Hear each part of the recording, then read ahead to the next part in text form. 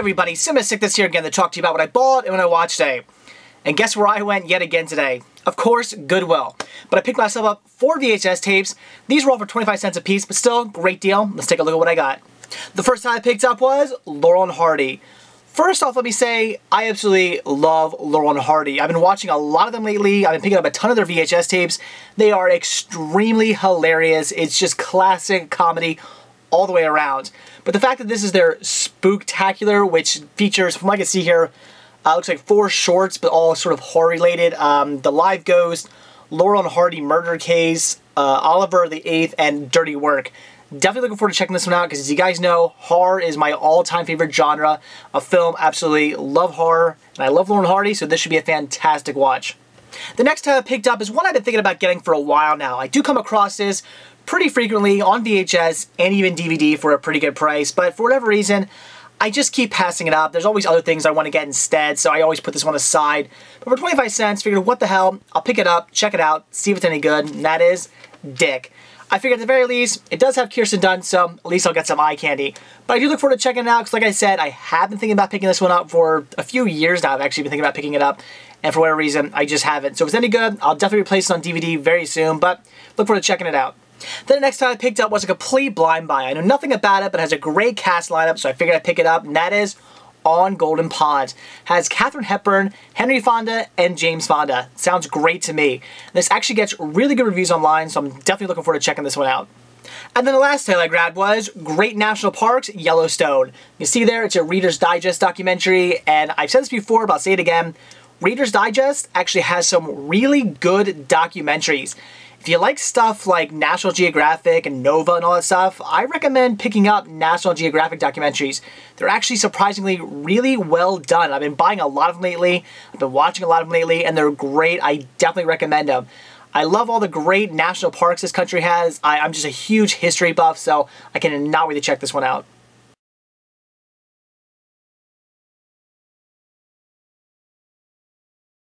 So that's it for what I bought today. So now it's what I watched. And today I checked out Hey Dude Season 2. Well, actually, I finished watching it today. I've been watching it over the last week, but finished it up today. It's fantastic. It's Hey Dude. I grew up on this show. I grew up on Nickelodeon. I've already said this before, but Nickelodeon was all I ever watched when I was a kid. When I would sit down, turn the TV on, I would put the channel straight to Nickelodeon. Wouldn't watch anything else. I don't care what time of day it was. I don't care if it was in the morning when they were playing Nick Jr. stuff, like The Elephant Show and David the Gnome and whatnot, or in the afternoons when they were playing stuff like Hey Dude and, you know, Salute Your Shorts and You Can't See That on Television, or even late at night when they were playing Nick at Night with the Donna Reed Show and My Three Sons and Mr. Ed and stuff. I didn't care what it was. That's all I was ever watching. So Hey Dude, I've seen every episode of this show at least 100 times. I cannot get enough of this. This show raised me. I watched this so much when I was a kid. It's a fantastic late 80s, early 90s sitcom. It ran from 89 to 91, though I do believe it had, like, I think 5 seasons, so I guess they did a lot of shooting in those 2 years. But it's just such a fantastic show, a great, you know, sort of cheesy sitcom. It is a little cheeseball, but not overly cheesy. It's not really ridiculously cheesy. I mean, they could have upped the cheese factor a lot more than they did, which I'm glad they didn't. It definitely holds up, I think, even to this day. In fact, I do believe they still play this on syndication on Nickelodeon. I think I read that on Wikipedia. So I'd highly recommend it. It's fantastic. I know it's not going to be for everybody. I mean, I think this is one of those shows that if you grew up with, you absolutely love it. And if you didn't grow up with it, I don't know if I can really say you're going to like it or not. But I would definitely recommend checking it out. I'm sure if you go to YouTube or something, you can probably find an episode. Check it out, see what you think. And if you did grow up with this, I highly recommend picking them up. I assure you, they're just as great as you remember them. After watching Season 1 and Season 2, you know, I've fallen in love with the show all over again. It is great. I really hope they release the last, I believe, 3 seasons of this. I would really like to see that. So it's great. Again, if you grew up watching this, I definitely recommend picking these up. You will love them. Unfortunately, Season 2 doesn't feature any bonus features. Season 1 only featured one. They did a, there was an interview with Melody. They interviewed her, obviously, because, you know, she's the big star now. So they interviewed her and they talked to her. That was a really cool, I don't want to say a little documentary, but a little feature they put on there, that interview. That was really cool. I wish they would have had something on here, maybe like Where Are They Now or something like that. Although I just found out that the Hey Dude Ranch, it still exists. It was actually shot at a ranch in Arizona, but it was shot on the property, not necessarily at the ranch itself. They shot the pool scenes at the ranch, but the rest of it was actually built still on the property, but I believe 20 minutes away. I think it's a quarter-mile away from the actual ranch itself. They built, you know, all the fixtures and everything for the show, and apparently it's still there. It's all in disrepair and basically falling down and not looking so good, but it is all there. In fact, I went to the website. There's a website that actually has a guy who went out and took pictures of it, and they had like side-by-side comparisons from the show and how it looks now. It's pretty cool. I'll put a link down below. You can check that that website. It's really cool. If you're into Hey Dude, you definitely want to check that out. So a little bonus feature like that or something would have been really cool to go back out to the ranch and see what everything looks like nowadays. I think they should do that. I hope maybe later seasons, if they release later seasons, which I really hope they do. I hope that's one of the bonus features on it. That'd be really cool. So again, I would definitely recommend this just for, you know, episode 6 alone, which is Ghost Stories. That alone is my all-time favorite Hey Dude episode. When I was a kid, that episode scared the hell out of me. It's pretty tame. It's really not scary at all. But for whatever reason, the episode Ghost Stories just used to scare the hell out of me. So it's always been my favorite episode of Hey Dude. And when season 2 was coming out, when I heard they were releasing this, I was very happy because I really wanted to pick it up just for Ghost Stories alone. So again, I would highly recommend it. It's a great show. If you've never heard of it, you've never seen it, try looking it up on the internet. I'm sure you can find an episode.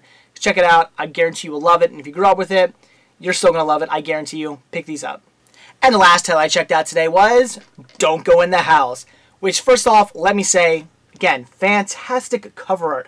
I love it right here. It says, "You have been warned. Don't go in the house." It's great with this pink logo. I love the house with the eyes looking over, and he's holding the house in his hands. It is just great. That is a fantastic artwork right there.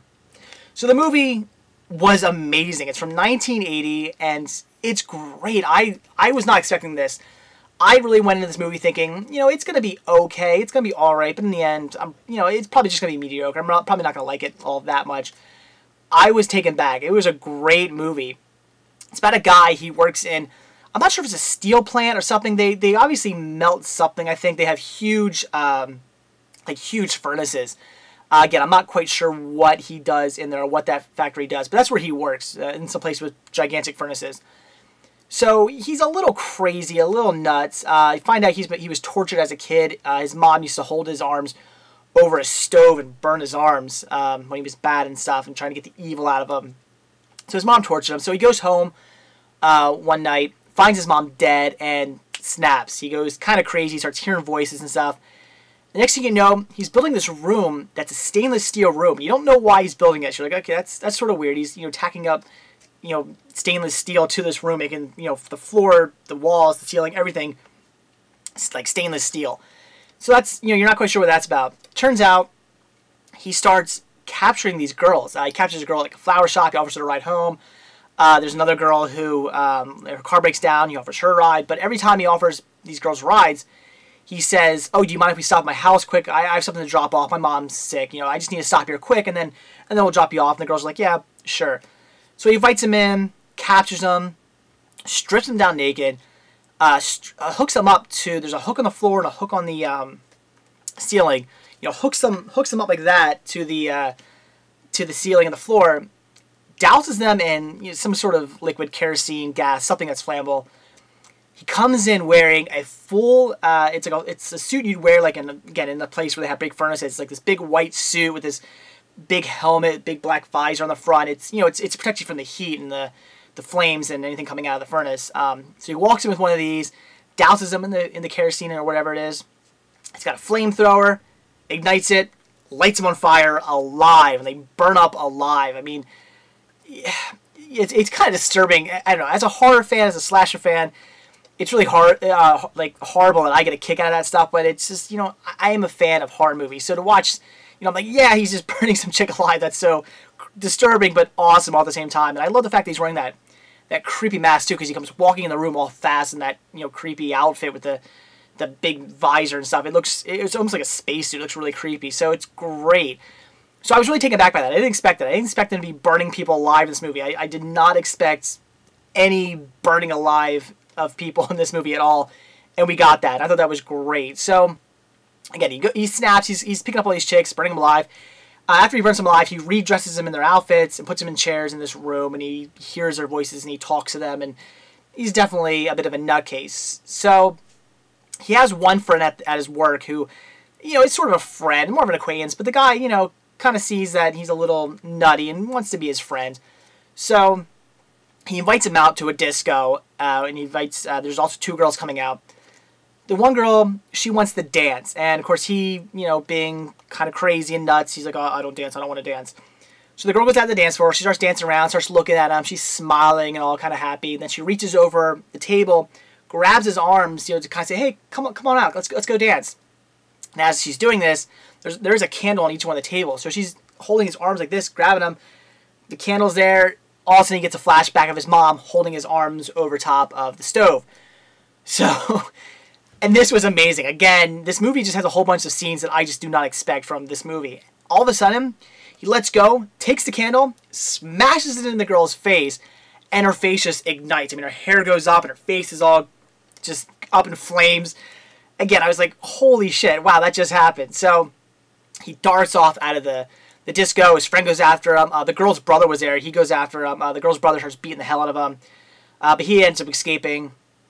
He drives off, goes back home. Of course, as he's going back home, he ends up picking 2 drunk girls up. So, even though he just did what he did and he's pretty much caught, he's not going to stop. So he picks 2 drunk girls up, goes back to the house. His friend stops at a priest or minister or something's house like that, because apparently he's a friend of the crazy guy. They go to the house to kind of confront him and say, you need help. What are you going to do? They find these 2 girls in the house. They rescue them. However, he does end up burning the priest pretty badly. He sets the flamethrower upon him. So it's just a great, great, great story. And then what ends up happening in the end is he goes into the room with all the bodies, and they start talking to him, but like badly. They start making fun of him and whatnot, and they all get up, which is pretty cool. The makeup's pretty cool. They all have like this charred black burnt makeup on. They look pretty creepy. So they all get up and they start walking to him, and he freaks out, looks over. His mom, who is dead, and apparently he burned up too. That's not how she died. She died, I guess, of natural causes, but apparently he burned her anyway after she died. So she comes walking in the room too, and he freaks out. He sets a flamethrower upon them, burning up the room, burning up the house, burning up himself, and he dies. So that's the end of the movie. But it was great. It was.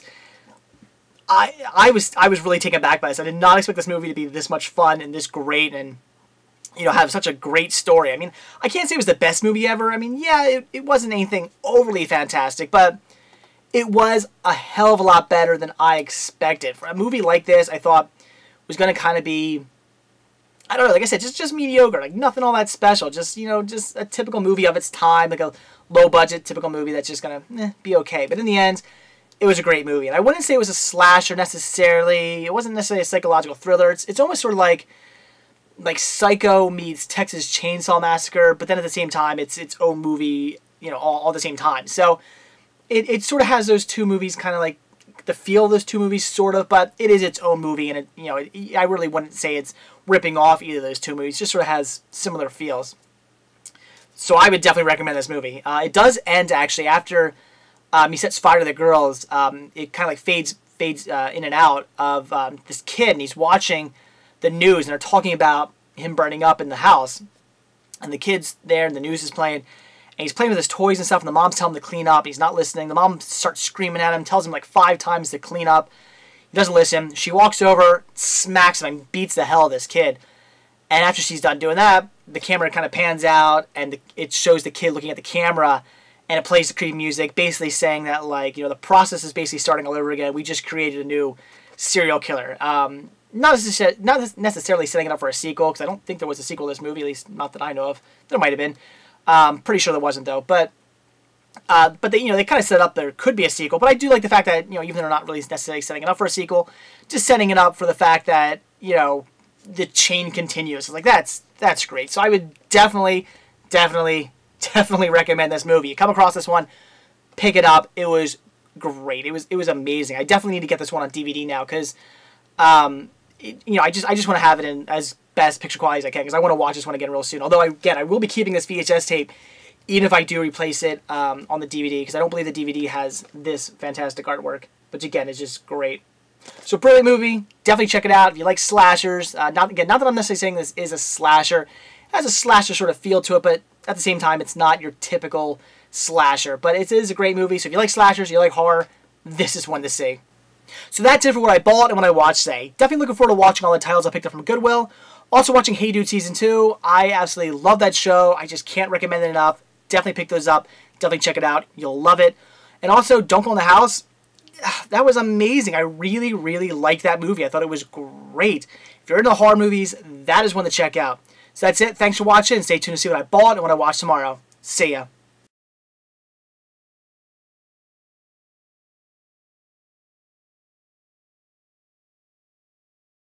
So that's it for what I bought and what I watched today. Definitely looking forward to watching all the titles I picked up from Goodwill. They look fantastic. Also watch...